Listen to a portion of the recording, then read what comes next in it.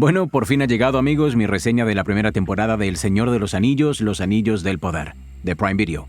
Como dije, poco después de que terminara la temporada, quería tomarme un tiempo para alejarme de la conversación en torno al programa antes de hacer una revisión completa de la temporada y escribir esta reseña, y sí, me tomé un poco más de lo esperado. Me distraje con mis programas favoritos como Andor, me fui de vacaciones por un par de semanas. ¡El mar siempre tiene razón! Empecé un canal de Star Wars y luego llegaron las fiestas, etcétera, etcétera. Dicho esto, estoy listo para sumergirme y compartir un montón de pensamientos sobre este programa que, en resumen, tuve sentimientos encontrados. Hay algunas cosas que realmente disfruté, algunas cosas con las que no estuve muy contento, algunas cosas que me dejaron totalmente impresionado y algunas cosas que no tienen sentido para mí en absoluto. Antes de empezar, permítame decir algo obvio. Lo que estoy compartiendo hoy es mi opinión. Sin duda habrá cosas que me gusten y a otros no, y cosas que me vuelvan loco y que a otras personas disfruten. Esto es solo mi opinión y mi opinión no es más ni menos válida que la de cualquiera que esté viendo este video. Como he dicho muchas veces, las discusiones e incluso los desacuerdos dentro de la comunidad de fans pueden ser divertidas si lo permitimos, así que espero que este video sea un punto de partida para una conversación productiva. La música. Primero empecemos con algo que me encantó, la música. Mientras miraba los temas de hoy, intenté recordar no solo cómo se desarrolló la historia dentro del programa, sino también cómo se desarrolló la producción del programa. Los primeros rumores que escuchamos fueron que Howard Shore y Bear McCreary trabajarían juntos en el programa y, sin ningún tipo de falta de respeto para el increíble artista que es Bear, yo estaba más emocionado con la idea de que Howard Shore regresara. Resulta que Shore solo regresaba para el tema principal, con Bear componiendo los episodios en sí. En retrospectiva puede ser fácil pensar, bueno, por supuesto que la música es buena, Bear es un compositor galardonado y excelente en lo que hace, pero definitivamente tenía mis reservas y, escuchando su trabajo y jugando el juego God of War, nunca cuestioné que capturaría perfectamente a los enanos. Pero me preguntaba si podría producir temas que capturaran la sensación de la Tierra Media. No es poca cosa que, en mi opinión, Bear haya creado temas que se mantienen bien junto a los grandes temas que hemos tenido de la Tierra Media hasta ahora. Aunque dudo que ninguna partitura individual igualara al logro que es la trilogía del Señor de los Anillos, es probable que me encuentre tarareando los temas de Khazad-dûm, Númenor, Galadriel y Los Fieles junto a los viejos favoritos como La Compañía del Anillo, La Comarca, Isengard del Anillo Único, Rohan y bueno, sí, hay mucho de Howard Shore en la rotación. El tema de Los Fieles en particular es uno que creo que será versátil de la misma manera que lo fue el tema de La Compañía del Anillo en El Señor de los Anillos. Se ha demostrado que es grandioso, heroico, al tiempo que lleva una tonelada de peso emocional, como vimos en la escena donde caen las hojas del árbol blanco. Sin mencionar que los fanáticos ya han relacionado el tema con la muerte de Elendil, del prólogo de la Comunidad del Anillo con resultados asombrosos.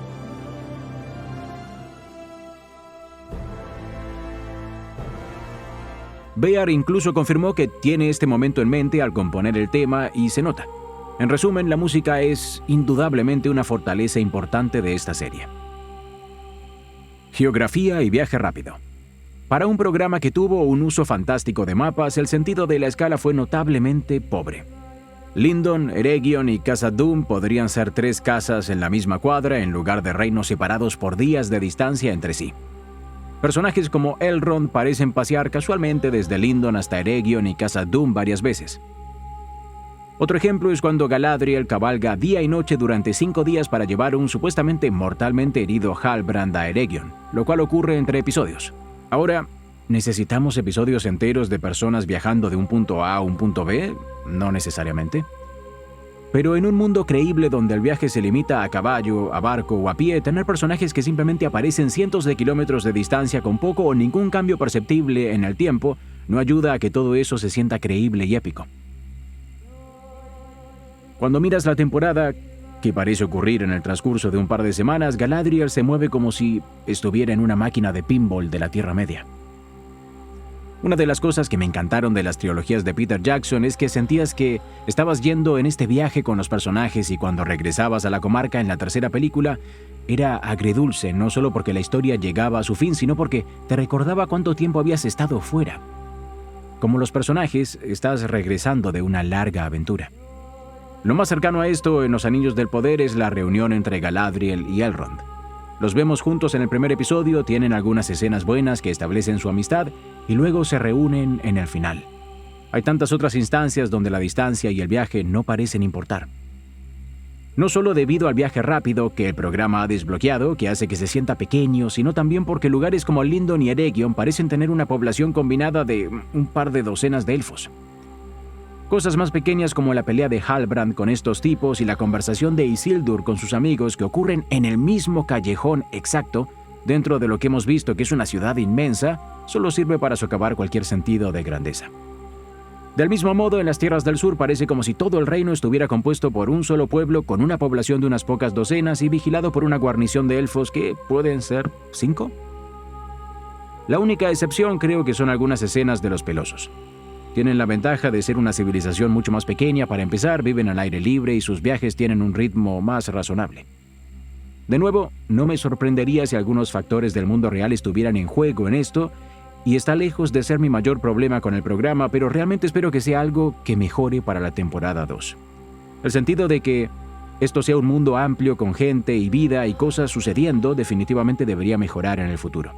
Hay algunas otras cosas geográficas que me molestan a un nivel más detallado, como el hecho de que Arondir dice que nació en Beleriand, pero según el mapa en la secuencia del prólogo, Beleriand nunca existió. Y a pesar de todas las grandes transiciones de mapa, el hecho de que no usaran una para la transición de las Tierras del Sur a Mordor fue un error muy fácil y no tomó nada de tiempo para que nosotros fanáticos en línea creáramos una versión más convincente y menos cursi. Tono. Otra cosa que realmente aprecié en este programa fue el tono. Puede ser fácil olvidar todos los rumores y temores que alguna vez tuvimos de que un programa de streaming basado en la Tierra Media se convertiría en un mundo al estilo de Juego de Tronos, lleno de violencia gratuita y desnudez. Tenía la esperanza de que esto no fuera así, ya que creo firmemente que tomar tal enfoque con Tolkien sería un mal ejercicio de adaptación, y por toda la indignación preventiva que surgió a raíz de la contratación de un coordinador de intimidad, resultó que era para los dos besitos del programa. Ahora, en un par de momentos vemos la mayor cantidad de violencia que hemos visto en una adaptación de Tolkien. No es que sea un estándar terriblemente alto para empezar, pero vienen a la mente un par de momentos clave del episodio 6 en particular. Aquí vemos a algunos aldeanos a los que les clavan lentamente las espadas en sus estómagos, sangre resumando de la herida de Bronwyn y una abundancia de sangre brotando del ojo herido de un orco. Por supuesto, esto no se compara con la brutalidad vista en otros programas y tener solo unos pocos momentos así a lo largo de una temporada no está mal, pero espero que no sigan por este camino. Ahora, sé que recibiré algunos comentarios que me llamarán conservador por mis pensamientos y está bien. A algunas personas realmente les gusta la violencia o piensan que es necesario mostrar cosas como esta para transmitir que las cosas son serias o adultas. Personalmente solo veo momentos como el apuñalamiento de un aldeano y me pregunto, ¿es necesario para la historia que veamos esta hoja atravesando a alguien? ¿O habría sido igual de suficiente un primer plano más cercano del rostro de los actores con los mismos efectos de sonido? Al final del día, creo que Tolkien es el mejor guía cuando se trata de representar la violencia de su mundo. Es cierto, cosas malas y violentas suceden en los libros, pero siempre animaría a alguien a observar detenidamente cómo describe Tolkien y cuánto se detiene en tales cosas y adaptarse adecuadamente. En mi opinión, las películas del Señor de los Anillos lograron el equilibrio en la representación de la violencia y serían un gran punto de referencia para esta serie, que claramente está tratando de emular mucho de lo que hizo en otros lugares. La paradoja de Peter Jackson. Hablando de Peter Jackson, Los Anillos del Poder es un programa que parece tener dificultades para decidir cómo quiere manejar la amada trilogía del Señor de los Anillos. La publicidad definitivamente quiere que asocies ambos, pero en la antesala del estreno de la serie nos dijeron que este espectáculo era algo propio y que no deberíamos compararlos, a lo cual, ¿quién puede culparlos? Ser constantemente comparado con lo que podría ser la mejor trilogía cinematográfica de todos los tiempos es una carga pesada de llevar. Aunque diría que esta era una carga que este espectáculo siempre iba a llevar, y su enfoque puede ser abrazarla o alejarse de ella. De cualquier manera, esa carga estará sobre este espectáculo durante toda su emisión. Pero para no querer ser comparados con las películas de Peter Jackson, este espectáculo se toma bastantes molestias en recordarnos mucho esas películas. Algunos de esos momentos surgen de forma orgánica y lógica, sirviendo un propósito en la historia y proporcionando lo que llamo tejido conectivo. El Palantir en Númenor, la futura espada de Elendil, Narsil y la erupción del Monte del Destino son algunos que siento que son momentos ganados que tienen sentido en la historia y en el mundo. Incluso un pseudo Aragorn podía tener buen momentum y estaba emocionado por ver a dónde iría el personaje hasta que vi a qué puerto llegó, pero llegaremos a eso en un minuto. Por otro lado, hay cosas como el mago diciendo «siempre sigue tu nariz», 4 hobbits que se ofrecen voluntarios para un viaje y alguien piensa por un momento que el caballo de Isildur no va a encontrarlo como como Aragorn en Las Dos Torres. Incluso el clímax de la mayor batalla de la temporada ha sido comparado con lo que vino antes debido a la última defensa dentro de un bastión y siendo salvado en el último momento por una cabalgata de refuerzos. Es un equilibrio delicado sin duda para un espectáculo que intenta hacer algo propio, pero honrando lo original sin que se convierta en una imitación de la otra cosa que capturó también el sentir de lo original. Dicho esto, creo que esta es un área donde había demasiadas similitudes que se sentían más como copiar deberes para el hogar que como tejido conectivo. Y debo decir que hubo momentos en los que vi una referencia a Peter Jackson y en lugar de que el espectáculo capitalizara en mi nostalgia, solo me recordaba cuánto mejores son esas películas en los momentos que están referenciando. La escritura. Esto en realidad lleva a otro aspecto que me pareció realmente desigual y a veces francamente malo. La escritura. Algunas cosas que realmente fallaron fueron pequeños momentos como el encuentro ingenioso entre Eärien y Kemen, que sonaba como si viniera de una comedia romántica moderna, o el famoso «los elfos tomarán nuestros bienes» que no ha mejorado con la repetición. Sigo manteniendo mi opinión anterior de que no tiene sentido en el mundo que esto sea lo que enoje a los hombres de Númenor. Si bien aprecio totalmente que el prejuicio númenoriano sería uno basado en el miedo, que sea un miedo a que los elfos dominen a los hombres como lo hicieron en la Primera Era tiene infinitamente más sentido dentro del mundo. Númenor, después de todo, es la primera tierra que los Edain tuvieron que era verdaderamente suya. Sus reinos de la Primera Era habían estado todos bajo el dominio más grande de un señor élfico. En el mejor de los casos, que los elfos tomen su comercio suena a escritura perezosa. En el peor de los casos, usaron la retórica política moderna como inspiración y ninguna de las dos son cosas que quiera ver en una adaptación de la Tierra Media. Otra cosa que me resulta casi cómica es cuánto se espera que estemos asombrados con el título laboral de Galadriel. Commander of the Northern Armies. Commander of the Northern Armies. Commander of the Northern Armies. Galadriel. Parece que esperan que esto tenga el mismo peso que heredero de Isildur en El Señor de los Anillos, pero sin haber hecho nada para establecer por qué este título es tan importante. Ahora, aunque he escuchado a mucha gente hacer una declaración general desestimando toda la temporada como escritura perezosa, creo que es más preciso decir que la escritura es desigual. Hay altibajos. Sin embargo, los momentos destacados a menudo vienen en escenas más pequeñas y no en los grandes discursos inspiradores que el programa desea que resuenen. Y los bajos, bueno, son bastante bajos. Creo que eso hace que la gente piense que se puede descartar todo el programa como mala escritura, lo cual no creo que sea cierto en absoluto.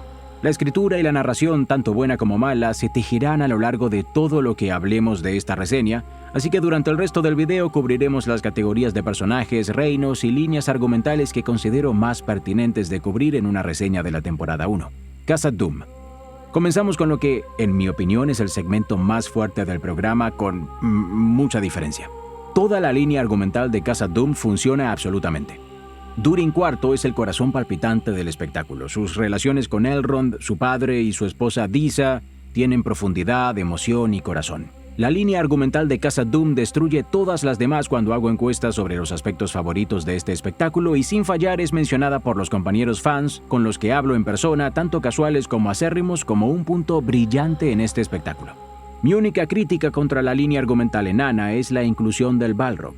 Se sintió bastante improvisado y es algo que no debería tener un desenlace dentro del periodo de tiempo de este espectáculo. Pero eso, por supuesto, es tomar las palabras de los productores de la Comic Con en serio cuando dijeron que sentían que había muchas historias que contar en la segunda edad sin sacar cosas de la tercera edad. Queda por ver, pero cosas como los magos de variedad no azul y la caída de Khazad Dûm son cosas de la tercera edad al 100%. No digo que estas dos cosas no puedan ser incorporadas al espectáculo de manera efectiva, de hecho creo que pueden, pero solo estoy yendo por lo que los propios productores han dicho sobre el tema, lo cual por supuesto podría haber sido una desviación adrede. De todos modos, mostrar un Balrog totalmente despierto de esta manera se sintió como una instancia de «¡Hey! ¿Recuerdan esa cosa que fue épica en El Señor de los Anillos?» y podría haberse hecho con más sutileza. Pero volviendo a los enanos y Khazad Dûm, debo decir que todas las relaciones presentes aquí para mí funcionan. Y todas giran en torno a Durin IV, y me encanta que tengamos padres de niños pequeños en este programa, especialmente en Durin y Disa y Bronwyn y la figura paternal de su hijo Arondir. Si bien las relaciones parentales que hemos visto en El Señor de los Anillos son de hijos adultos, ser padres de niños pequeños aparece en otras historias de Tolkien, así que es interesante ver esa dinámica en juego aquí. La relación entre Durin y su padre también es un punto destacado de la serie. Cada vez que Peter Mullan está en pantalla como Durin III, parece uno de los enanos más enanos que jamás hayan enanizado. Nota al margen, porque me molestó por mucho tiempo, es probable que lo conozcas como Jaxley en Harry Potter. Las líneas entre estos dos personajes son geniales. Momentos como "siempre estoy contigo, hijo mío" son fantásticos, y la forma en que su relación se desarrolla a lo largo de la temporada y finalmente se fractura se siente orgánica y absolutamente merecida. Siguiendo con uno de mis mini desquites previos a la temporada, aún no me han dado ninguna razón para que este espectáculo tenga a este padre e hijo como Durin III y Durin IV. Hubo una insinuación de que estos podrían no ser sus verdaderos nombres, ya que Durin IV casi revela el suyo a Elrond, y mi esperanza aquí es que para los forasteros todos sus reyes y herederos se llamen Durin, pero dentro de la sociedad solo aquellos que se creen que son reencarnaciones son verdaderamente Durin. Y podría ser realmente increíble si vemos a un enano emerger que sea genuinamente creído como una reencarnación y jugar con lo que eso significa para la sociedad en su conjunto y para el enano mismo. Así que ese aspecto aún está por verse. Otra posibilidad intrigante sería si el verdadero nombre de Durin IV resultara ser Narvi, el enano que crea las puertas de Durin junto a Celebrimbor. Honestamente, es un testimonio de lo buena que es esta relación entre padre e hijo que pude dejar de lado mis sentimientos sobre Durin simultáneos y simplemente disfrutar de su historia. La relación entre Durin y Elrond es otro gran punto destacado del espectáculo. Es una creación totalmente original del programa y me encanta absolutamente. El programa hace el trabajo de darte razones para preocuparte por estos dos personajes y su amistad mutua. Probablemente podría ser todo un video sobre cómo las representaciones de amistad como esta probablemente siempre se sentirán más naturales en la Tierra Media que una romántica común y corriente. Pero por ahora solo diré que esta amistad y sus pruebas y tribulaciones son una de, si no la, parte más fuerte de toda la serie. Y no olvidemos a Disa, la esposa de Durin, que completa esta gran triada de personajes. La relación y dinámica entre estos tres personajes le dan una profundidad a esta historia que destaca dentro del espectáculo. Hay un par de episodios de la temporada que no tienen enanos en absoluto, incluido el final, y su ausencia se nota mucho en estos casos. Incluso al volver a verla, me sorprendió lo mucho que adoré todo sobre Khazad Dûm. Estos personajes, esta historia y la escritura en este reino sobresalen por encima de todo en el espectáculo. A veces el contraste es tan marcado que parece que es de un espectáculo completamente diferente.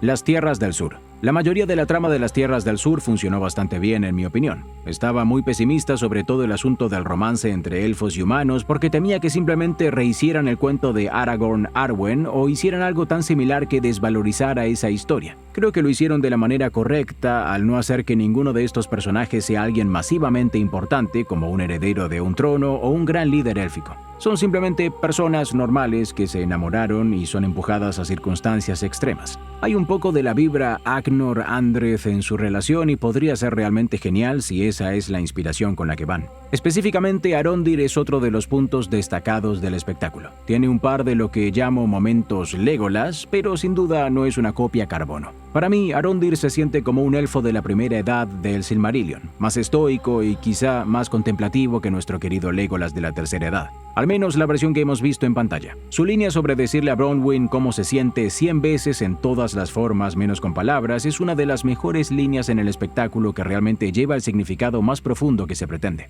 En el momento de escribir esto, Ismael Cruz Córdoba es el único nominado a algún premio de actuación de este espectáculo y diría que es una elección sólida. Después de hablar con algunos de los actores de los orcos sobre él y aprender sobre su ética de trabajo y cuánto le importa al personaje, ciertamente me hace apoyarlo aún más.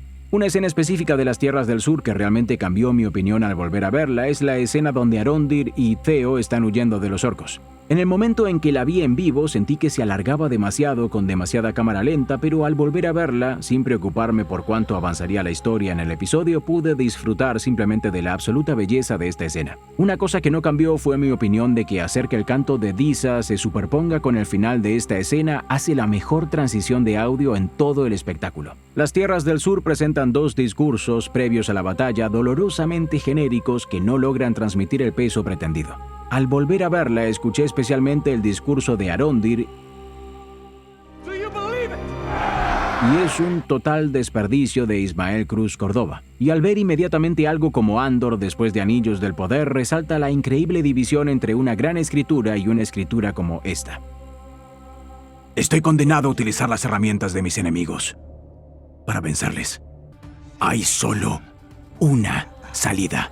Es la diferencia entre una serie que ha trabajado hacia y ganado estos grandes momentos de culminación y una que simplemente marca las casillas y la llena con palabras olvidables. Volviendo a los personajes de las Tierras del Sur en sí, creo que las relaciones entre Arondir, Bronwyn y Theo fueron realmente sólidas. De hecho, creo que Arondir y Theo especialmente podrían haber usado más tiempo en pantalla juntos para establecer mejor la animosidad de Theo hacia los elfos, más personalmente hacia Arondir y su mutuo respeto, que también debería haber tenido más tiempo en pantalla. Anillos del Poder es un espectáculo muy concurrido. El marketing hizo mucho hincapié en tener 22 personajes principales y creo que casos como este muestran que pueden haber distribuido el tiempo de pantalla un poco demasiado entre todos los personajes. Mithril. Y aquí llegamos a uno de los aspectos que menos me gusta del espectáculo: los elfos y todo su asunto. Toda la premisa tiene una pizca de Tolkien dentro. Los elfos de la Segunda Edad, de hecho, estaban preocupados por la decadencia de sus reinos. Es la razón principal por la que el engaño de Anatar respecto a los Anillos de Poder tiene éxito. Los elfos quieren preservar sus reinos y Anatar les da un medio para hacerlo. Sin embargo, en los Anillos del Poder se nos da un agujero de conejo de escenarios de ¿qué pasaría si? ¿Qué pasaría si el Mithril es parte de la ecuación? Bueno, está bien, sabemos que al menos uno de los anillos élficos estaba hecho de Mithril, es una especie de metal misterioso con propiedades especiales. Pero, ¿qué pasaría si el Mithril realmente proviene de un Silmaril?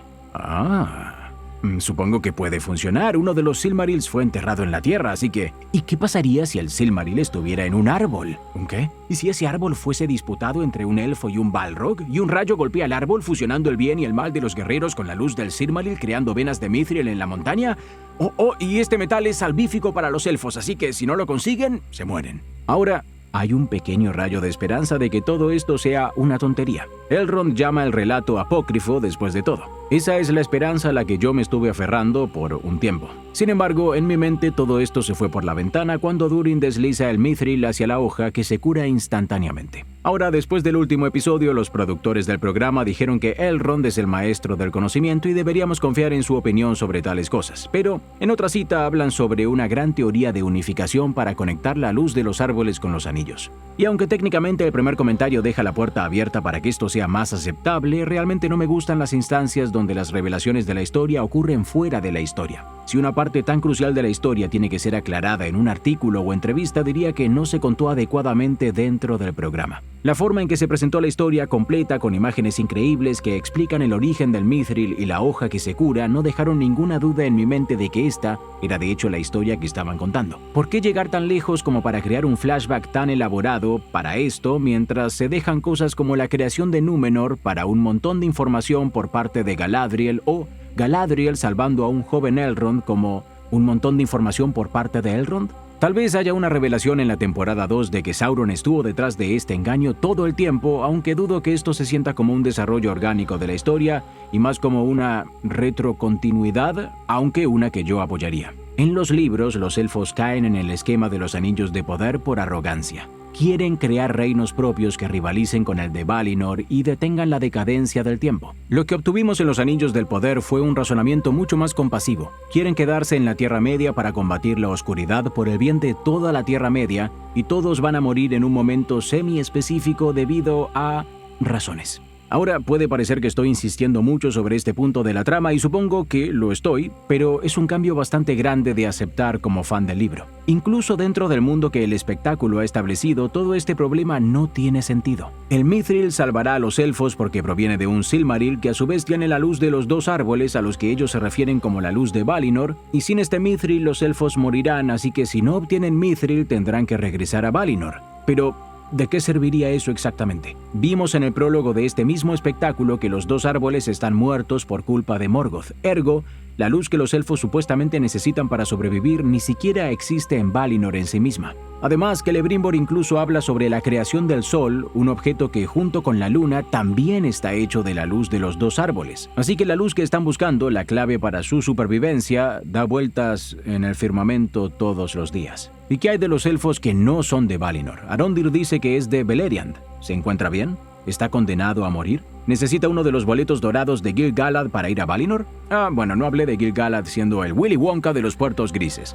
Digamos simplemente que esa es otra elección que, en el mejor de los casos, es cuestionable y al igual que esta, Cuanto más la miras y más preguntas haces, menos sentido tiene. Por ahora dejaré lo que es un tema sobre el que probablemente podría despotricar durante mucho tiempo, pero innecesario decir que este punto central de la trama de la serie fue un gran error para mí. Casting.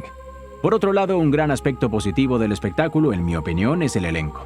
He visto muchos comentarios de personas pensando que el elenco era un punto débil, pero más a menudo de lo que no encuentro que esto proviene de personas que no diferencian la actuación de la historia. Después de ver el programa completo nuevamente, para mí está claro que este es en realidad un elenco tremendo, que solo puede elevar una historia promedio hasta cierto punto. Esto es cierto en todos los aspectos, desde los personajes principales hasta aquellos que solo aparecen un par de veces. Por ejemplo, mira la actuación de Will Fletcher, quien interpreta no solo a Finrod, sino también a Sauron fingiendo ser Finrod. Es maravillosamente espeluznante en el final y su calidez y actuación en el estreno ayudan a elevar lo que es una charla bastante sin sentido sobre rocas que se hunden porque miran hacia abajo y barcos que flotan porque miran hacia arriba. Es un diálogo que pretende sonar muy profundo y filosófico, pero en realidad no tiene sentido alguno. Mencionaré algunos personajes y puntos de la trama específicos que funcionaron bien para mí y algunos que no. Pero sepan que incluso los personajes que siento que no fueron efectivos en la historia, no creo que haya sido necesariamente porque algunos estuvieron mal elegidos, sino simplemente porque fueron lastrados por la historia en la que están. Galadriel y Elrond. Estas próximas secciones van de la mano. Dije hace mucho tiempo, cuando se anunció que este espectáculo cubriría la segunda edad, que los dos personajes a los que estaría observando más para que el espectáculo los retratara correctamente eran dos de mis personajes favoritos, Galadriel y Elrond. Nunca entendí a las personas que enloquecían completamente por Galadriel siendo una guerrera. Siempre he visto a los elfos en general como seres bastante capaces y si una de sus doncellas fuera a ser una comandante, Galadriel es una elección fácil. Dicho esto, cuando nos enteramos de que ella estaría cazando a Sauron, estaba preocupado de que los rasgos de su personaje comenzaran y terminaran con guerrera vengativa y que sus rasgos de los libros no recibieran la atención que merecen, lo que resultó ser una preocupación bastante válida. Aparte de un par de momentos que insinuaban que podría haber más en su personaje, ella es bastante unidimensional durante los primeros 6 episodios de la temporada. Con la excepción de Elrond, todos los que se encuentran con Galadriel parecen tolerarla como mucho y sus acciones no nos dan ninguna razón para no tener la misma reacción. En contenido adicional de Rayos X, Morfydd Clark dice que Galadriel está perdiendo su conexión con lo que la hace ser un elfo, lo cual creo que no es lo que se nos presenta, porque nunca vemos que esto sea lo que está en juego para Galadriel. Nunca llegamos a conocerla antes de que esté obsesionada con la venganza,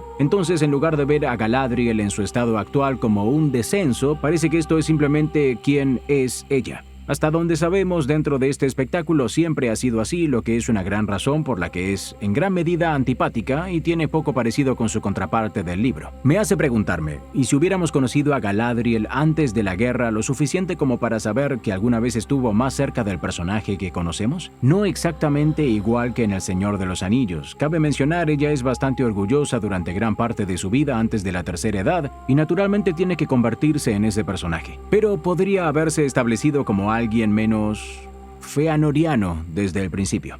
Ciertamente daría al público más razones para animarla a alejarse de su oscuro camino. Ahora mismo la única razón para que el público anime a que no siga este camino oscuro es debido a lo lejos que se ha alejado del personaje que sabemos que es en las películas del Señor de los Anillos o de los libros, no debido a una caída real mostrada en el espectáculo. Hasta donde la serie nos ha mostrado, no hubo tal caída. Es un poco violenta cuando es niña y lleva eso al extremo en la adultez. Parece que Elrond es prácticamente el único personaje que realmente quiere a Galadriel. Incluso aquellos con los que más o menos se lleva, los ha insultado, amenazado con matar, irrumpido a sus familiares moribundos o una combinación de ambas cosas. Legítimamente comencé a preguntarme, ¿por qué le gusta esta persona a Elrond? Obtenemos una pequeña pista al respecto en el episodio final, pero solo en el diálogo. Con Galadriel sosteniendo un cuchillo contra él, Elrond revela que fue ella quien lo descubrió siendo un joven huérfano. Y aunque esto es una creación original para el programa, es un cambio con el que estoy totalmente de acuerdo. Me encanta la idea de que Galadriel salve a un joven Elrond durante la Guerra de la Cólera en la Primera Edad. Sería una gran preparación para su estrecha relación personal, si tan solo lo hubiéramos visto. Podría haber sido un gran momento. Mucho más impactante personalmente para los personajes en el espectáculo que la multitud de tomas de batalla y exposición en el prólogo. Ver tanto a Galadriel como a Elrond como víctimas de la guerra, con Galadriel ayudando a un joven y asustado Elrond, habría sido un gran momento para establecer las apuestas de su espiral descendente y nos habría dado algo por lo que luchar. Y cuando ella le pide a Elrond que confíe en ella más tarde en el final, tendríamos una comprensión de por qué Elrond lo haría.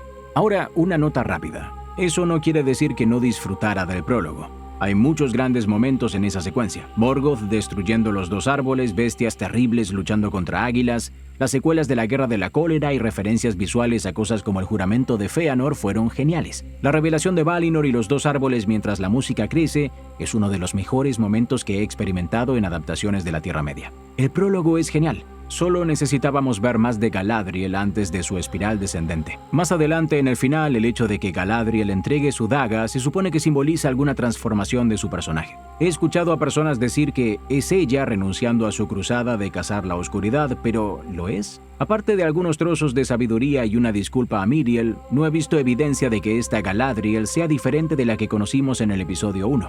Ha emprendido algunos viajes y ha luchado, pero no parece haberla cambiado de ninguna manera perceptible.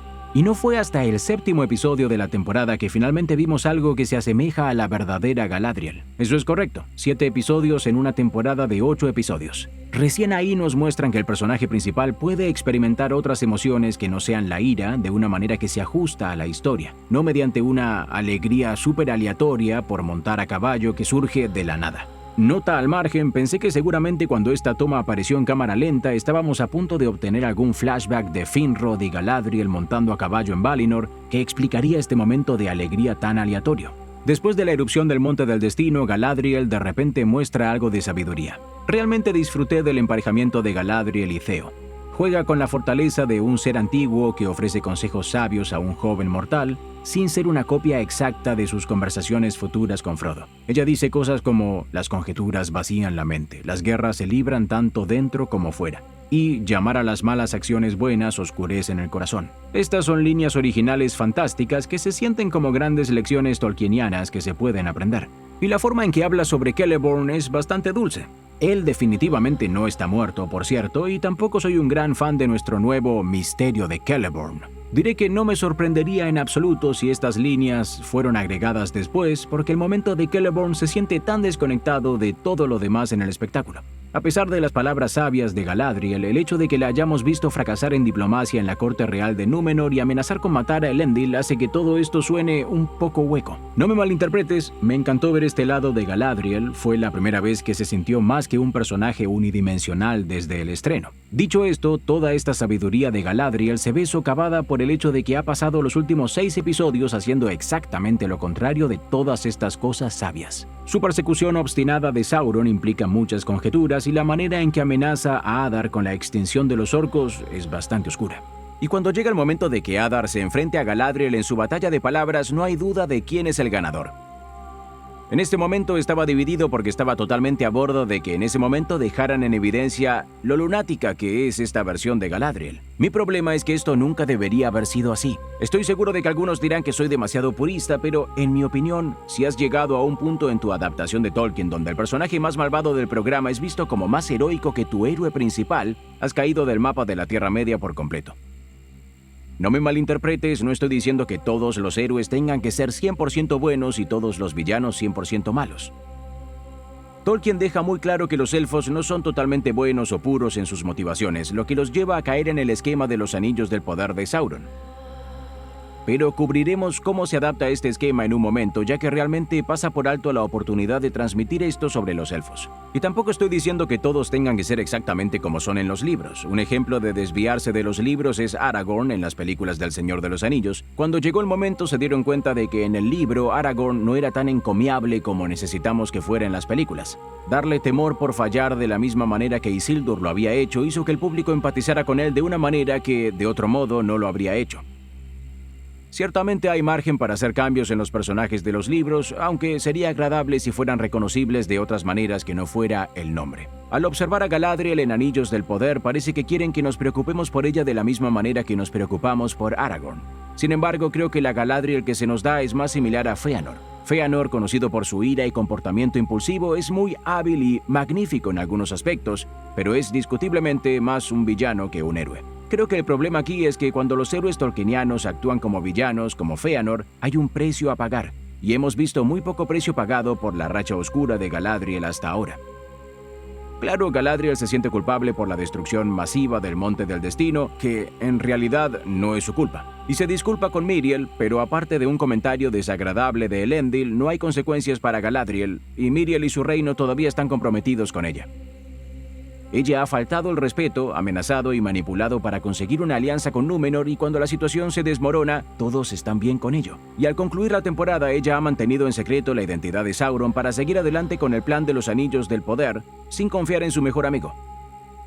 Ahora, es posible que todavía haya un ajuste de cuentas en el camino para Galadriel. Seguramente, al menos Elrond no estará contento de haber sido mantenido en la oscuridad acerca de Sauron. Y si Galadriel no le dice a los elfos sobre Sauron, entonces el hecho de que Anatar venga a Eregion a forjar los anillos restantes, lo cual supongo que sucederá en la temporada 2, podría desarrollarse como totalmente su culpa. Por lo tanto, bien podría haber alguna consecuencia masiva para su personaje en el futuro, lo que estaría en línea con sus acciones hasta ahora. Sin embargo, será un equilibrio complicado.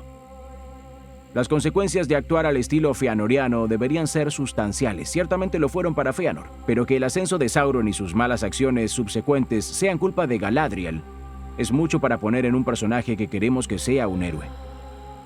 Ahora, por otro lado, siento que el programa nos brinda a un Elrond cuya representación está en línea tanto con sus raíces literarias como con elementos de la historia original que le dan profundidad como personaje. Es fácil establecer conexiones entre esta representación y la descripción.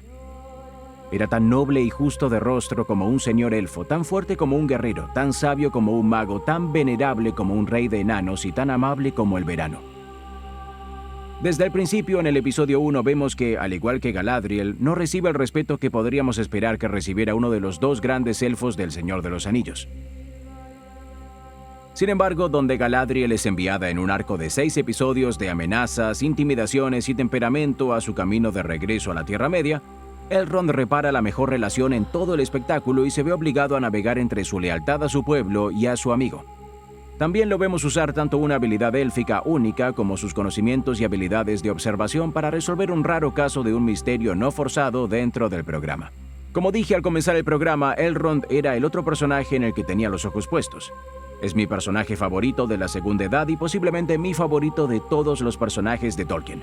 Claro, me sentí un poco decepcionado cuando vimos su cabello por primera vez, pero como dije en ese momento, es solo una elección cosmética.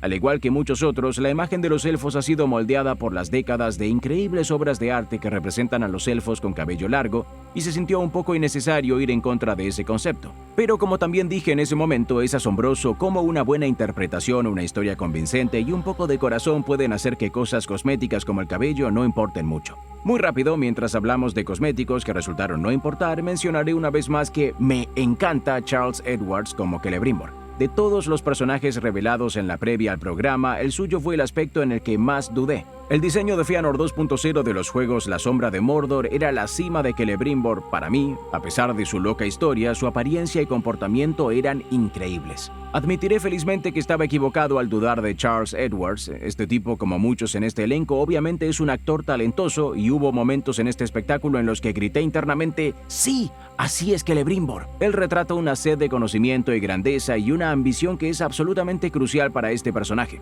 Lo único que le faltaba era tiempo en pantalla. Me hubiera gustado tener más tiempo con él antes de la creación de los anillos. Debería haberse sentido mucho más importante para este personaje de lo que lo hizo. Pero más sobre eso en un momento. Volvamos a Elrond. Hay una calidez en este Elrond que no estaba presente en la versión del Señor de los Anillos del personaje. Realmente no culpo a El Señor de los Anillos por eso, ya que no era 100% esencial contar esa historia, y para que conste, prefiero mucho más que él sea solidario con Aragorn desde el principio, como en los libros, aunque entiendo por qué se cambió. Dicho esto, yo, al igual que Hugo Weaving, estaba contento de ver una versión más cálida del personaje aparecer también en las películas de El Hobbit, y estoy muy contento de ver ese aspecto del personaje presente en Anillos del Poder también. Ahora, puedes tomar esto como quieras. Después de todo, soy la persona que en su momento hizo un video entero sobre por qué Elrond debería ser el personaje principal de esta serie, así que tal vez estoy sesgado. Pero después de haber visto la temporada 1 de Anillos del Poder, estoy convencido de que este debería haber sido el caso. Incluso dentro de este mismo programa, Elrond es un personaje mucho más interesante y más fácil para que el público empatice con él. Mientras juego mis propios escenarios hipotéticos, no puedo evitar preguntarme qué habría pasado si hubiera sido Elrond quien fuera a Númenor, no a través de un momento forzado de abandono del barco, sino a través de la advertencia de Gil-galad a Númenor como lo hacen en los libros. ¿Cuánto más significativo habría sido eso después de todo? Númenor fue fundada por su hermano, quien desde hace mucho tiempo ha fallecido. ¿Qué habría sido para él ver en lo que se ha convertido el reino de su hermano? No solo en su majestuosidad, sino en la oscuridad que se avecina. ¿Qué reacción habrían tenido los númenorianos al ver a alguien que se parece mucho a su gran rey del pasado caminando por sus calles? ¿Cómo habría reaccionado al ver al rey Tal Palantir en su lecho de muerte, tal vez en la misma cámara real donde su propio hermano murió una muerte mortal, algo que Elrond mismo nunca hará? ¿Cuánto más tejido conectivo y significado más profundo habría surgido al tener a Elrond encontrándose y vinculándose con Elendil, el último gran rey del pueblo de su hermano? O piensa en la profundidad que se podría dar si Elrond se encuentra y comienza una amistad con, o se convierte en mentor de Isildur, dado lo que está por venir. Seguramente habría tenido tanto sentido que Galadriel estableciera conexiones con los enanos y preparara una futura línea argumental. Sabemos que en los libros ella y su hija escapan de la guerra de Eregion a través de Khazad-dûm y se dirigen hacia el futuro Lórien. En comparación con esta versión de Galadriel, es fácil ver que esta versión de Elrond se asemeja más de cerca a un héroe tolkieniano. Él desea desesperadamente hacer lo que es bueno y correcto, y vemos que lucha con ello, ya que esa no es siempre una decisión fácil. Pero no dudamos de que tenga una brújula moral fuerte. Eso no quiere decir que nunca tropezará, pero él no elegirá la oscuridad. Ahora, también creo que es importante señalar que no creo que ninguno de los aspectos de los que hemos hablado aquí con respecto a las deficiencias del personaje se deba a la actuación de Morfydd Clark. Como muchos personajes en la serie, creo que ella está limitada por la historia y el guión que le han dado y solo puede elevarlo hasta cierto punto. Como Galadriel es sin duda el personaje principal de la serie, es natural que esté en el centro de muchas de estas discusiones. Obviamente es una actriz muy talentosa dada su trayectoria y no creo que le hayan dado material que ni ella ni Galadriel merezcan. Otra cosa que he visto mencionada en muchas conversaciones sobre Galadriel es su, y la de otros, supervivencia a la erupción del Monte del Destino. Lo he dicho antes y lo volveré a decir. Me importa muy poco el flujo piroclástico. No me importó cuando Frodo y Sam sobrevivieron a la erupción del Monte del Destino y aquí tampoco me importa. He visto tantos comentarios sobre el flujo piroclástico que pensé que estábamos viendo un documental perdido de naturaleza de David Attenborough sobre volcanes o algo así. Pensé que la erupción del Monte del Destino se veía realmente genial, aunque debo decir que el hecho de que fuera iniciada por una espada y que Sauron no tuviera nada que ver con la creación de Mordor se siente fuera de lugar. Miren, probablemente podría hablar durante unas 3 horas sobre los personajes de Sauron, Galadriel y Elrond, desempacando más de esto y yendo por hoyos de conejo conversacionales, y tal vez lo hagamos en un futuro stream. Pero por ahora sigamos adelante por el bien de la brevedad. Diseño de escenarios y vestuario. Un breve descanso de los personajes por un momento. Sé que el diseño de escenario y los vestuarios a menudo caen bajo afirmaciones generales como los efectos fueron buenos o el aspecto del espectáculo es genial, pero quiero destacar parte del diseño de escenarios en este espectáculo porque es realmente asombroso. En primer lugar, el escenario de Mordor después de la erupción es simplemente increíble. Me recordó de la mejor manera la descripción de Boromir en la Comunidad del Anillo. Una tierra baldía llena de fuego y ceniza, donde el aire que respiras es un humo venenoso. Por supuesto, tenemos algunos escenarios increíbles en todo el espectáculo. Númenor, Khazad-dûm y Lindon se ven como deberían y ayudan mucho a que este mundo se sienta como la Tierra Media. Hay tantos detalles increíbles en Khazad-dûm y Númenor en particular. Khazad-dûm está lleno de vida y es todo el gran reino vivo y respirante que esperaba ver. Númenor tiene algunos detalles y capas increíbles en su diseño. Cosas como el hecho de que la arquitectura más antigua es élfica y ha sido gradualmente reemplazada por la arquitectura númenoriana pueden parecer solo un detalle genial, pero muestra una intencionalidad increíble al tener estos detalles aparentemente pequeños ayudar a contar la historia. Cubriremos a los pelosos en su propia sección en un momento, pero el diseño de sus carros y cómo se ocultan de los grandes es encantador también. Gran parte del elogio al diseño del escenario también se aplica al vestuario. Hay trajes increíbles en este espectáculo que rinden homenaje y contribuyen a la historia y antecedentes de los personajes. En resumen, el diseño del escenario, el vestuario y muchas otras categorías que a menudo caen bajo el paraguas de efectos fueron realmente bien hechas. Este mundo que vemos definitivamente parece la Tierra Media y ciertamente parece el espectáculo más caro jamás realizado. No tienes que utilizar ningún tipo de calificación de curva de efectos de televisión cuando hablas de que este espectáculo se ve increíble. Halbrand y Sauron. Solo voy a ir al grano aquí. Odio que Halbrand resultara ser Sauron. Sauron es el único personaje en el espectáculo que, en mi opinión, simplemente debería ser malvado. Lo entiendo, está de moda tener villanos comprensivos hoy en día, pero si hay un personaje que debería haber sido malvado en esta historia es Sauron. Y sí, Sauron realmente podría haberse arrepentido al final de la Primera Edad, pero la línea sobre su arrepentimiento, y si algunos sostienen que esto no se hizo falsamente al principio, no es exactamente un respaldo al bien de Sauron.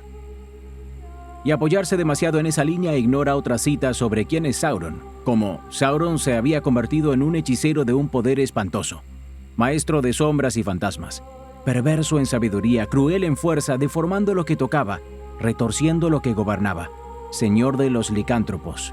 Su dominio era tormento. Ahora, admitiré absolutamente, un Sauron arrepentido no está carente de mérito. Tolkien, de hecho, dice que el giro temporal hacia el bien y la benevolencia de Sauron terminó en una mayor recaída, y no era completamente malvado al principio de la Segunda Edad. Y hay una buena cantidad de preferencia personal en juego aquí. A algunas personas realmente les gustará ver un lado más suave de Sauron, y está bien. Personalmente creo que está fuera de lugar dentro de esta serie y sería más efectivo en un espectáculo donde Morgoth pudiera tomar un papel activo, o al menos una serie de la Segunda Edad con saltos temporales en lugar de comprensión temporal. Según el propio espectáculo, estamos 1000 años dentro de la Segunda Edad. Juzgando por las edades de personajes mortales como Pharazôn, Elendil y otros, podríamos tener que 40 años restantes como máximo. La idea de que Sauron ha sido relativamente bueno durante 1000 años y ahora está a punto de volver al mal durante unas pocas décadas, simplemente parece que el equilibrio está muy desajustado y pone demasiado peso en el rechazo de Galadriel hacia él. Ahora, todavía hay esperanza de que la temporada 2 revele que Sauron ha estado manipulando los hilos y manipulando a todos todo el tiempo. Sería sin duda una sorpresa bienvenida para mí si fuera el caso. De hecho, un Sauron que está manipulando todos los hilos y manipulando a las personas en general estaría mucho más en línea con el personaje que esperaba ver en la Segunda Edad. Ahora, debo decir, por mucho que odie que Halbrand resultara ser Sauron, Charlie Vickers interpretó muy bien al papel, y lo hizo absolutamente genial cuando llegó el momento de la revelación. Cuando cambia de Halbrand a Sauron es el comienzo de una de las mejores secuencias del espectáculo. La forma en que bloquea sin esfuerzo el cuchillo de Galadriel y la somete a esta ilusión de dobleces mentales nos da una pista de lo que Sauron puede hacer. Es este tipo de manipulación y engaño lo que esperaba ver de Sauron en la Segunda Edad. Su línea "he estado despierto desde antes de la ruptura del primer silencio" y la entrega de Charlie de la misma son geniales. Aunque su uso del discurso de tentación de Galadriel carece de sutileza y no fue mi favorito, el momento en que Sauron pierde la compostura y pregunta qué sucede cuando los elfos descubran que Sauron vive debido a Galadriel y sus ojos se vuelven oscuros y locos fue impresionante. Nos dio un vistazo y una pista de la forma monstruosa que yace debajo del rostro. Debo decir que estoy totalmente a bordo con Halbrand cuando todavía existía la posibilidad de que resultara ser alguien como el Rey Brujo u otro Nazgûl. Este espectáculo claramente quiere villanos comprensivos y tener un Halbrand, un rey de los hombres simpático, sucumbir al atractivo de un anillo de poder y convertirse en el Rey Brujo habría sido una gran oportunidad para eso.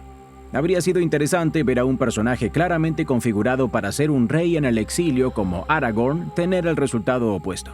En un movimiento aún más audaz, creo que también habría sido interesante si Halbrand realmente muriera en las Tierras del Sur. Si este personaje que ha sido construido para ser este importante rey oculto durante toda la temporada es asesinado porque fue arrastrado a la batalla a regañadientes por Galadriel, le daría a Galadriel algunas consecuencias muy necesarias por sus decisiones imprudentes. Que Galadriel tenga que vivir con la culpa de causar la muerte de un rey en el exilio no solo hace que su historia y sus decisiones futuras sean más interesantes, sino que le da un nuevo peso a la línea "tienes tu propia elección que hacer, Aragorn", para elevarte por encima de la altura de todos tus padres desde los días de Elendil o caer en la oscuridad, con todo lo que queda de tu linaje.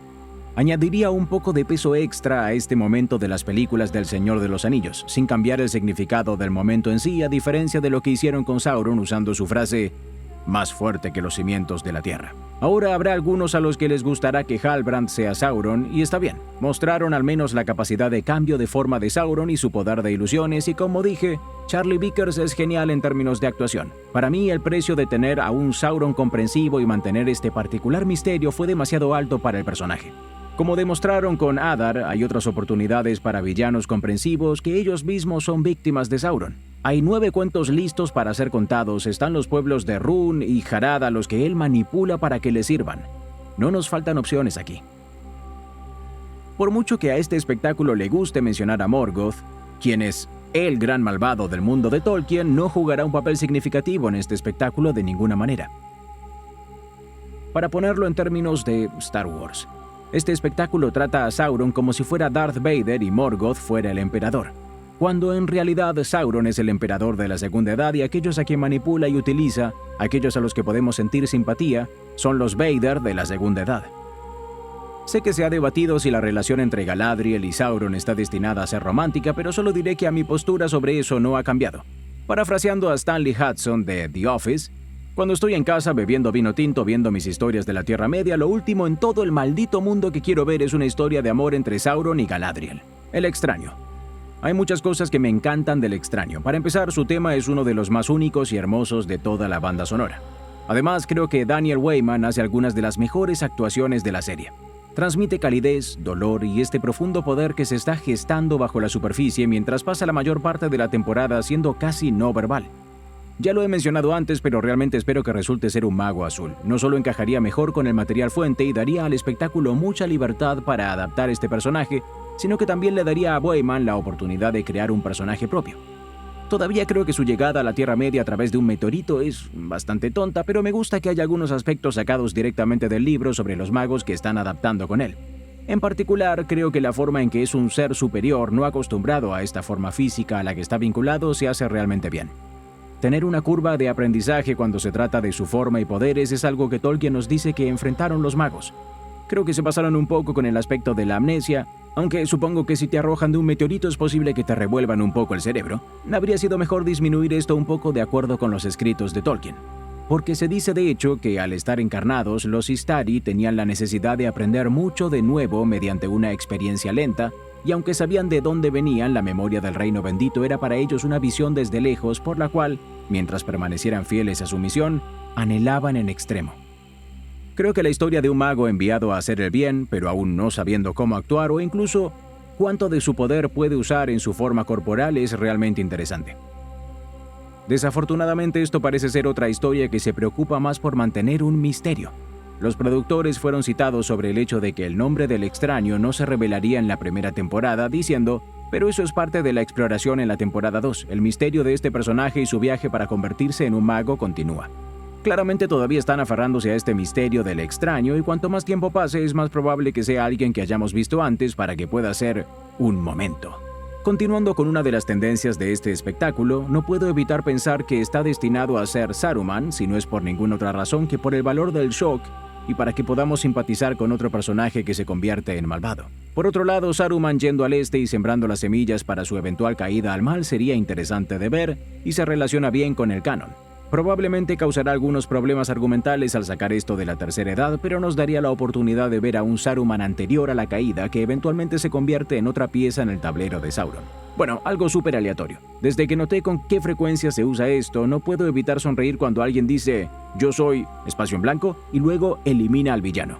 Y yo soy Iron Man. I'm all the Jedi. Yo soy bueno. E incluso entonces el Señor de los Anillos superó a todos estos por 17 a 20 años. I am no man. Bueno, al menos el Rey Brujo no se desintegró, supongo. Pelosos. Cuando se anunció que habría hobbits en la serie, fue uno de los que entornaron los ojos. Mi opinión fue, la Segunda Edad no tiene hobbits, la Segunda Edad no necesita hobbits. Mi suposición fue, y todavía lo es, que estaban aterrados de no tener hobbits en una adaptación del Señor de los Anillos, y que incluso hay una cita de uno de los showrunners que dice ¿sería una adaptación de Tolkien sin hobbits? A lo que la respuesta para cualquier cosa que no adapte la tercera edad es sí. Aunque la inclusión de hobbits parece más una táctica para atraer a los fans casuales que una necesidad de la historia, debo decir que encontré más cosas para disfrutar sobre los pelosos de lo que esperaba. Creo que Nori es otra de las actuaciones realmente sólidas en el espectáculo. Su relación con el extraño es indudablemente lo más destacado de este segmento de la historia. Pero en el penúltimo episodio, cuando llega el momento que debería ser real, con Largo proclamando que sus corazones son más grandes que sus pies, suena hueco y realmente me recuerda a lo que hemos visto de los pelosos. Seguro, hemos visto momentos sensibles dentro de la familia de Nori y entre Nori y el extraño, pero así no es como funcionan estos proto-hobbits. Hemos aprendido que estos pelosos cuidan de sí mismos, se adhieren al código pirata. Quien se queda atrás, se queda atrás. Esta tal Malva aboga abiertamente para quitar las ruedas del carro de los Brandigamo y dejarlos por muertos. Del mismo modo, cuando leen nombres del libro, uno no puede dejar de preguntarse cuántas de esas vidas se habrían salvado si a estos hobbits les importara el uno al otro. Justo después del discurso sobre corazones más grandes que sus pies, obtenemos 4 hobbits voluntarios para un viaje, completo con una paráfrasis de la línea "No irá a ningún lado sin mí" de Sam. Momentos como estos intentan jugar con este tema de que los hobbits son criaturas con un corazón asombroso y un coraje único. El problema es que este enfoque se basa en nuestro conocimiento y nostalgia por personajes y momentos que aún no existen y no están en este espectáculo. Cronológicamente, esta es nuestra primera presentación a toda su raza. Nada de lo que este espectáculo nos ha mostrado nos ha dado evidencia de que sus corazones sean más grandes que sus pies. Estaba viendo un episodio de un podcast donde el autor Brandon Sanderson tenía un gran punto. Incluso cuando los pelosos, que no son Nori, llegan a preocuparse un poco por el extraño, es solo porque es útil. No hay corazón detrás de esto en absoluto. Si realmente quisieran mostrar que los pelosos tienen corazón, lo recibirían al extraño porque es lo correcto a pesar del peligro que pueda traer. En el texto de Tolkien describe cuando Gandalf conoció por primera vez a los hobbits. Pero ese fue el momento para ver su coraje y su compasión entre ellos. Fue por su compasión tanto como por su resistente y estoico coraje que sobrevivieron. Este espectáculo toma lo más grande que sabemos sobre los hobbits, su corazón, y lo quita. Y ahora están sin corazón. Nota al margen diré que el montaje del viaje de la familia de Nori mientras Poppy canta "Este día errante" es una de mis escenas favoritas de todo el espectáculo. Entonces, aunque la mera presencia de hobbits es una que no me molestó de la manera que anticipaba, sigo sin estar convencido de que su presencia sea necesaria para la historia general. De hecho, podrías eliminar toda la historia de pelosos y extraños y afectaría sorprendentemente poco o nada a la narrativa principal. La mayor diferencia significaría que hay un candidato menos para ser Sauron. A pesar de que los showrunners dicen, realmente no se trata del gran giro, la gran sorpresa, el gran shock y ese nunca fue el objetivo aquí. Parece haber muchos elementos de este espectáculo hechos para servir a los misterios que presenta. Adar, orcos y efectos prácticos. Irónicamente, uno de los personajes originales del programa es uno de los mejores. Adar es indiscutiblemente un villano en el espectáculo, pero hay dimensión ahí. Él, más que ningún otro, demuestra el potencial de mostrar tanto a héroes como a villanos como víctimas de Sauron. Y aunque no podamos simpatizar con personajes como Adar y los orcos, verlos como peones en el juego de Sauron les da un poco de sabor mientras aumenta el valor de Sauron como el principal villano. Algunos de los mejores ejemplos de esta dinámica vendrán en los días venideros en forma de los pueblos de Rhûn y Harad. Solo puedes generar una pequeña cantidad de simpatía por los orcos antes de socavar la historia principal, pero la división que Sauron causa en estos reinos menos conocidos de los hombres podría dar algunos resultados increíbles. Hablando de orcos, este espectáculo también presenta algunos de los orcos más aterradores que hemos visto. Algo de ello se debe a lo formidable que se muestra al principio, como en la escena de la cocina y en las escenas del pozo. También disfruté mucho la revelación de que los orcos hicieron que los sureños que se habían unido a ellos pelearan primero contra sus compañeros hombres. Fue un momento sorprendente que se sintió orgánico, merecido y en línea con los personajes involucrados. Indudablemente una gran razón por la que los orcos son consistentemente enumerados como uno de los puntos más altos del espectáculo es el regreso triunfal de los efectos prácticos. Si bien tiendo a ser más indulgente que la mayoría hacia algunos aspectos de las películas del Hobbit, no hay duda, estoy 100% a favor de los orcos de efectos prácticos. Hay una profundidad y vida dentro de la actuación de un actor que no creo que se haya capturado en personajes como Bolg y Azog. No quiero decir que los personajes generados por computadora no puedan ser increíbles, solo miren a Gollum, pero cuando se trata de criaturas como los orcos, que se supone que son brutales y aterradoras, hay algo en los actores con trajes que los hacen cobrar vida que las versiones de CGI no han replicado. Traer de vuelta a Weta y a los veteranos actores de orcos de películas anteriores de la Tierra Media fue un gran movimiento y una victoria absoluta. Si bien podría haber parecido obvio, la elección de hacer los orcos con efectos prácticos fue todavía una elección que tenía que hacerse y fue una gran elección. En la misma línea, ciertamente elogiaría los efectos en general en todo el programa. Como mencioné anteriormente, al hablar sobre el diseño de los escenarios, es una gran categoría y abarca muchas cosas. pero son fáciles de dar por sentado cuando se hacen bien, y como gran fan del trabajo detrás de escenas que va en estas producciones y especialmente de los magos de Weta, tengo que dar un reconocimiento al gran trabajo de efectos en este programa una vez más. La primera prueba, forjando los anillos. Como cualquiera que me haya escuchado hablar sobre este espectáculo a lo largo de los años, intento ser ecuánime cuando se trata de esta adaptación y de todas las adaptaciones, por cierto. Entonces, ¿por qué estoy profundizando tanto en algunos de estos cambios en la historia? Ya puedo escuchar a la gente gritar, las películas de Peter Jackson hicieron cambios en la historia, esto no es diferente. Y sí, Peter Jackson ciertamente hizo cambios en la historia en todas las películas de la trilogía, pero también analizo por qué se están haciendo los cambios y si son comprensibles desde una perspectiva de historia. Aragorn experimenta la autoduda en El Señor de los Anillos. Eso es diferente, pero lo convierte en un héroe con quien te puedes identificar. Gilly y Philly mueren por separado, no defendiendo a su tío caído. Eso es diferente, pero la razón es, ¿para que el torpe triángulo amoroso tenga un momento final? No, rotundamente no. Y ahí es donde radican muchas de mis frustraciones con Anillos de Poder. Puedo ver claramente los cambios que han hecho, pero realmente hay algunos donde no puedo entender el por qué. El más grande de estos es la creación de los Anillos de Poder. Incluso el razonamiento con el Mithril que revisamos anteriormente palidece en comparación con la creación de los anillos en mi lista de quejas.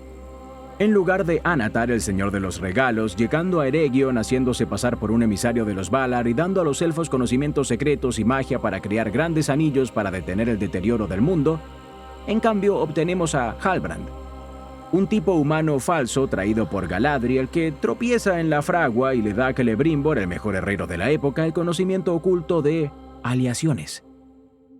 No entiendo por qué, pero parece que el programa tiene miedo de que alguien use magia que no sea un mago o lo que diablos sean esos nazgales. Me gustó que optaran por representar la visión élfica por primera vez y me hubiera encantado si hubiéramos obtenido algo de magia similar de alguien como Galadriel. Pero en el caso de los anillos, al igual que con el Mithril, el espectáculo cae en esta trampa donde intentan explicarlo todo hasta el cansancio. Así como incluso los espectadores casuales podrían aceptar que el Mithril tiene propiedades mágicas sin necesidad de un Silmaril infundido con elfos y árboles alcanzados por un rayo, parece exagerado divagar sobre cosas como, bueno, el objeto tiene que ser circular para que el poder se acumule en un bucle sin fin.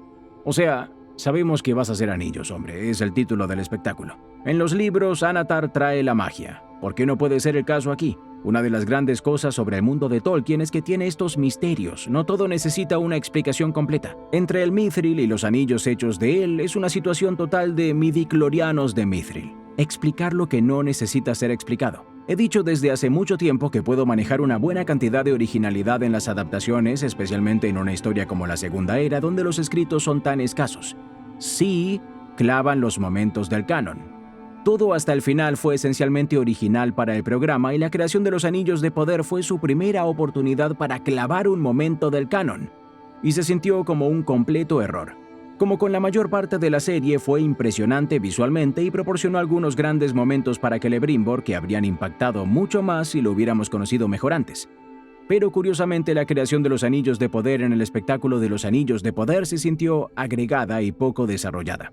Aunque tomarse cientos de años como en los libros comprensiblemente nunca iba a suceder en este espectáculo, este proceso está tan comprimido que en este episodio final parece que les llevan unas pocas horas tal vez. La única indicación de que lleva más tiempo que esto es una línea entregada por Elrond que dice que les quedan algunas semanas. Debido a que la creación de los anillos está comprimida en el final, tiene que mencionar verbalmente que está llevando tiempo y que están experimentando contratiempos. Claro, están resolviendo un problema que se estableció en el estreno, pero parece que han estado trabajando activamente para resolver el problema durante aproximadamente un día. ¿Qué tan mejor podría haber sido esto y cuánto más significativo si Celebrimbor hubiera estado trabajando en esta creación durante la mayor parte de la temporada antes de lograr finalmente su sueño en el final? Sé que habrá quienes digan que estoy aferrándome demasiado a los libros en este tema y tal vez eso sea justo, tal vez no lo sea. Pero desde que escuché un fragmento de una entrevista con los showrunners hablando sobre el cambio, este ha sido un aspecto aún más difícil del espectáculo de sacarme de la cabeza. Queríamos que entrara en la narrativa de una manera inesperada. Si piensas en la forma obvia, está bien, un semidios alto, misterioso y hermoso llamado Anatar aparece y dice, ¿sabes? Déjame ayudarte con todos tus problemas haciendo algunos anillos. ¿Quién se creería eso? Sí, exactamente. Ahora, así como no me importa dar muchos puntos extra por cosas que no se representan en el espectáculo, tampoco quiero reaccionar exageradamente a fragmentos de entrevistas. Sin embargo, encuentro preocupante la manera en que discuten la historia de Anatar. Pasaron toda una temporada tratando de mantener a la audiencia adivinando si el extraño y Halbrand eran buenos o malos, y parte de la temporada adivinando si Adar era Sauron, sin mencionar los misterios del símbolo de Sauron y la espada rota. Están tan enamorados de estos misterios que han creado, pero ¿encuentran al personaje misterioso listo para usar no creíble? ¿Y qué pasa si Anatar no era un misterio? Habría muchísimo drama en que la audiencia supiera que Anatar es Sauron, pero que personajes como Celebrimbor no lo supieran. Hay otra cita de los showrunners sobre no querer que los fanáticos del libro estén 5 o más episodios por delante de la historia, a lo que simplemente pregunto, ¿por qué? ¿Por qué cambiar una parte tan masiva de la historia solo para crear un misterio? Si la historia que estás escribiendo es cautivadora, no necesitas el apoyo de un misterio. ¿Y cambiar una historia porque los fanáticos acérrimos sabrán lo que está pasando? ¿Qué tipo de razón es esa? Imagina si en la comunidad del anillo los hobbits conocen a un extraño misterioso llamado Juan, porque los fanáticos del libro sabrán quién es si lo llamamos Trancos. Y porque los fanáticos del libro esperan que esté en el pony pisador, cambiemos eso y que vayan a Amon Sul para que sea una sorpresa. Los fanáticos de las series de libros sueñan con el día en que puedan ver visualizadas sus historias amadas. Tales adaptaciones siempre vendrán con cambios, pero ver la familiaridad y el amor de los fanáticos por el material como algo negativo y buscar engañarlos no es inteligente, es engañoso y lleva a la decepción. Siento que podría ser un video completo solo sobre este aspecto del final, pero innecesario decir que este fue mi primer gran punto de control para el programa y no pasó la prueba. Númenor. Un reino que creo que muestra promesa en el espectáculo y está en una gran trayectoria para el futuro es Númenor. El gran reino insular de los hombres fue una de las cosas que más me emocionó ver y como gran parte de la serie se ve absolutamente increíble. La secuencia donde se revela Númenor con la música épica en crescendo es uno de los momentos más impresionantes del espectáculo. También creo que entre una serie con buen reparto, Númenor puede ser el mejor de todos. Lloyd Owen parece ser Elendil. Cynthia Day Robinson tiene esta gran elegancia regia como Miriel y uno de los destacados discretos en el espectáculo es Tristan Gravel como Pharazôn.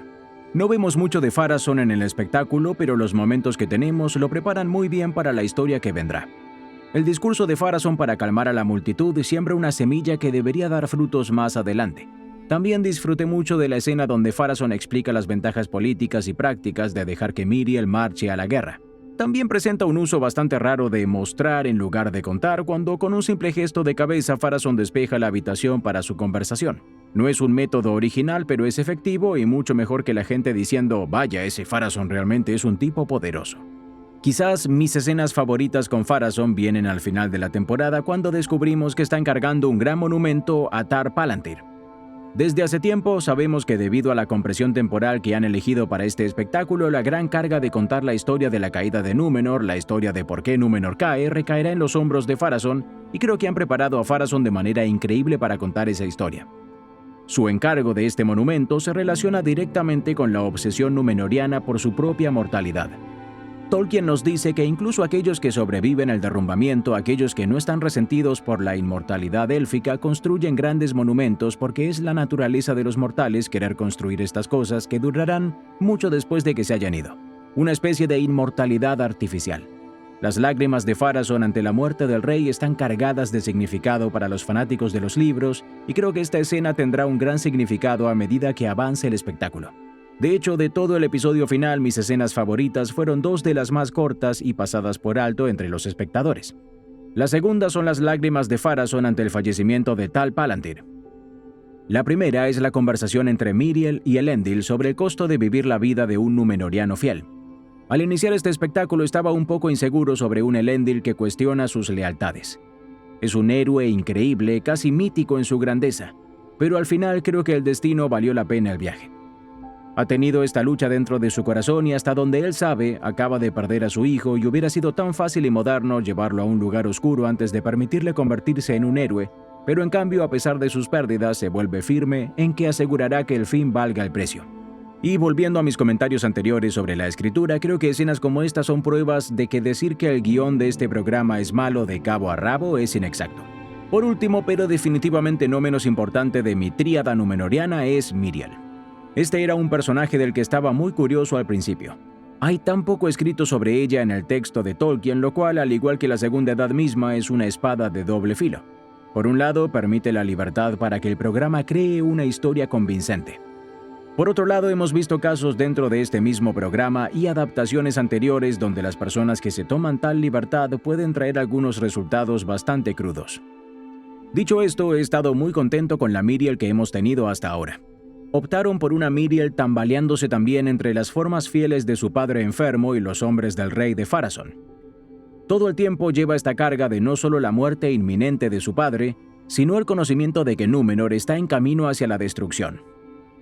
Por cierto, la representación de la Gran Ola es fenomenal. La decisión de representar esto desde el punto de vista de Míriel fue una gran elección y ver esto en el cine de mi casa transmitió esta sensación de perdición inminente de manera increíblemente acertada. Si bien ver a una figura poderosa navegar por un paisaje político complejo es algo que hemos visto ejecutado bastante bien en otros programas recientes, estoy emocionado de ver cómo se desarrollará esto con Míriel de una manera diferente en el futuro. Después de todo, ella no es solo una senadora, sino por derecho la heredera al trono númenoriano. La decisión de cegar a Míriel fue una que no vi venir en absoluto y realmente estoy interesado en ver cómo esto jugará en la dinámica de poder en Númenor. Ya hemos visto que no van a retratar esto como un obstáculo menor. Ella se encontrará con desafíos con esta discapacidad y sinceramente estoy deseando ver cómo Elendil y Míriel deben confiar y depender el uno del otro para navegar e incluso sobrevivir en un Númenor que solo se volverá más hostil hacia su fe. Por mucho que sintiera que el programa perdió la historia central de los elfos y la creación de los anillos de poder, hay muchas razones para tener fe en la historia de la caída de Númenor. Conclusión. No soy guionista ni crítico profesional, solo soy un fan con mis propias opiniones. Pero como alguien que adora este mundo, sus personajes y sus historias, siento que hay demasiadas oportunidades perdidas en Anillos del Poder. Se siente como si hubieran decisiones tomadas desde el principio que dictaron cómo integrarían a Tolkien según su conveniencia, como si los libros no fueran la base de la receta, sino más bien como un condimento que se esparciría.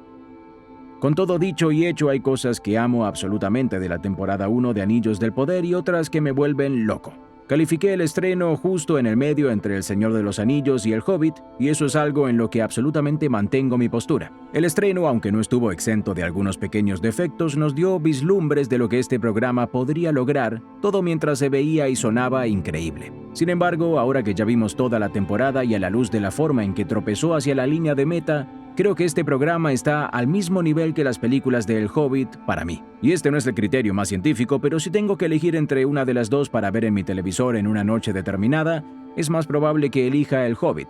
Mis momentos favoritos del Hobbit son más trascendentales y sustanciales que los de Anillos de Poder, que tienden a ser momentos más pequeños y breves de los personajes. Por supuesto, todavía hay tiempo aquí, todavía quedan 4 temporadas más de Anillos del Poder en camino, y hay grandes oportunidades para grandes momentos en la guerra en Eregion, la caída de Númenor y la última alianza. Pero, en mi opinión, este programa tiene que ser mejor que esto si va a tener algún impacto duradero. Y si aspira a ganarse cualquier lugar cercano al nivel de adoración de lo que ha ocurrido antes, necesita dejar los trucos y las cajas de misterio en el pasado y concentrarse en contar la mejor adaptación posible de la segunda edad de Tolkien. Cuando todo esté dicho y hecho, este programa introducirá y ha introducido a más personas en la Tierra Media por primera vez, lo cual es maravilloso. Y aunque la primera temporada fue una mezcla de sentimientos, para mí personalmente ha generado un montón de grandes conversaciones con otros fans, tanto viejos como nuevos. Aunque creo que el programa debería ser mejor y necesita ser mejor en el futuro, aún ha sido divertido hablar sobre las cualidades y los errores con otros fans de Tolkien, y estoy seguro de que lo será por otras temporadas y otras adaptaciones por venir. Ahora vale la pena repetirlo, si no estás de acuerdo con mis opiniones sobre el programa, está bien. Las discusiones sobre nuestros elogios y críticas de las adaptaciones son parte de la diversión del fandom, si lo permitimos. Personalmente creo que el mejor lugar para experimentar el mundo de Tolkien siempre serán los libros y ninguna adaptación buena, mala o intermedia cambiará eso. Con cada nueva adaptación vendrán nuevos fans, lo cual me encanta absolutamente. Y yo por mi parte estoy deseando embarcarme en estos viajes con otros fans de Tolkien, nuevos y antiguos, pase lo que pase. Ahora que he divagado lo suficiente, déjenme saber en los comentarios sus pensamientos sobre la temporada 1 y si hay cosas en este video o que hayan quedado fuera de este video que les gustaría que cubra, háganmelo saber también. Muchas gracias por mirar y nos vemos la próxima vez en Nerd of the Rings Español.